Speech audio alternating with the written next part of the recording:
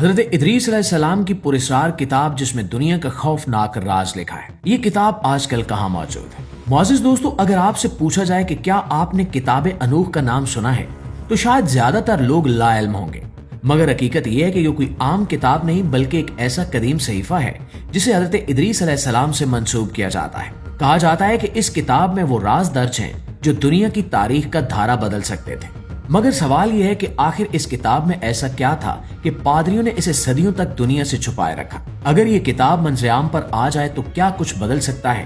یہ وہ سوالات ہیں جن کے جوابات آج ہم آپ کے سامنے پیش کر رہے ہیں۔ ناظرین گرامی، حضرت ادریس علیہ السلام وہ نبی تھے جنہیں علم، حکمت اور آسمانی رازوں کا ایسا علم عطا ہوا جو کسی اور انسان کے پاس نہیں تھا۔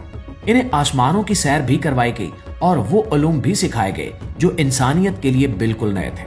انہی علوم کے باعث ان سے منسوب کتاب کو بک آف انوح کہا جاتا ہے، جسے ہمیشہ سے ایک پراسرار راز سمجھا جاتا رہا۔ روایات کے مطابق حضرت ادریس علیہ السلام کے دور میں زمین پر ایک آزمائش نازل ہوئی۔ کچھ غیر معمولی مخلوقات جنہیں واچرز کہا جاتا ہے زمین پر اتری۔ آغاز میں یہ فرشتے انسانوں کی رہنمائی کے لیے بھیجے گئے، مگر بعد میں وہ خود گمراہی میں مبتلا ہو گئے۔ انہوں نے عورتوں سے تعلق قائم کیا اور ایک عجیب و غریب نسل پیدا ہوئی جسے نیفیلیم کہا جاتا ہے۔ یہ غیر معمولی قد و قامت رکھنے والی طاقتور اور خطرناک مخلوق تھی جنہوں نے زمین پر تباہی مچا دی۔ کچھ لوگ انہیں دیو، کچھ جناتی نسل اور کچھ تاریخ کی سب سے ہولناک مخلوقات قرار دیتے ہیں۔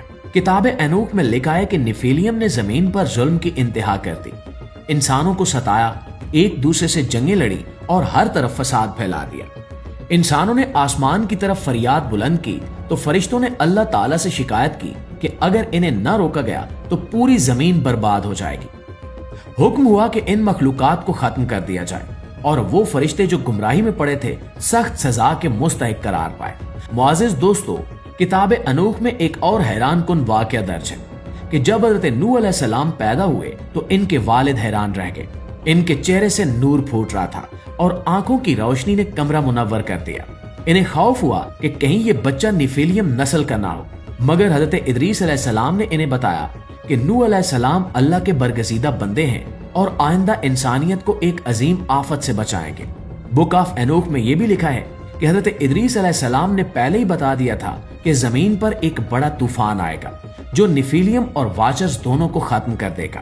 یہی وہ طوفان تھا جسے ہم طوفان نوح کے نام سے جانتے ہیں۔ کتاب انوح میں ایک اور چونکا دینے والا دعویٰ ملتا ہے کہ نیفیلیم کے والد یعنی واچرز کو قیامت تک کے لیے قید کر دیا گیا، جبکہ ان کی نافرمان اولاد کی روحیں زمین پر چھوڑ دی گئیں۔ یہی روحیں بعد میں مختلف مذاہب اور تہذیبوں میں شیطانی قوتوں، آسیب اور بدروحوں کے طور پر بیان کی گئیں۔ کہا جاتا ہے کہ یہ بدروحیں بعد میں حضرت سلیمان علیہ السلام کے دور میں دوبارہ ظاہر ہوئیں۔ حضرت سلیمان علیہ السلام وہ واحد نبی تھے جنہیں اللہ نے جنات، شیاطین اور پوشیدہ قوتوں پر مکمل اختیار عطا فرمایا تھا۔ انہی جنات نے ان کے حکم سے بیت المقدس کی تعمیر بھی کی اور سمندروں سے خزانے بھی نکالے، مگر جیسے ہی ان کا دور ختم ہوا وہ بدروحیں دوبارہ آزاد ہو گئیں اور انسانیت کو گمراہ کرنے کا سلسلہ پھر سے شروع کر دیا گیا۔ کئی ماہرین کا دعویٰ ہے کہ یہی قدیم بدروحیں مختلف تہذیبوں کو گمراہی، جادو اور باطل قوتوں کی طرف دھکیلتی رہی۔ کیا وہ طاقتور افراد کو متاثر کرتی ہیں اور کیا انسانیت مستقبل میں کسی بڑے خطرے کی طرف بڑھ رہی ہے؟ یہ وہ راز ہیں جن کی گتھی آج تک پوری طرح نہیں سلجھ سکی۔ لیکن دوستو، آپ اس حوالے سے کیا سوچتے ہیں؟ اپنی رائے کا اظہار کمنٹ میں ضرور کیجیے گا۔ نئی ویڈیو آنے تک اپنا ڈھیر سارا خیال رکھیے گا۔ اللہ نگہبان۔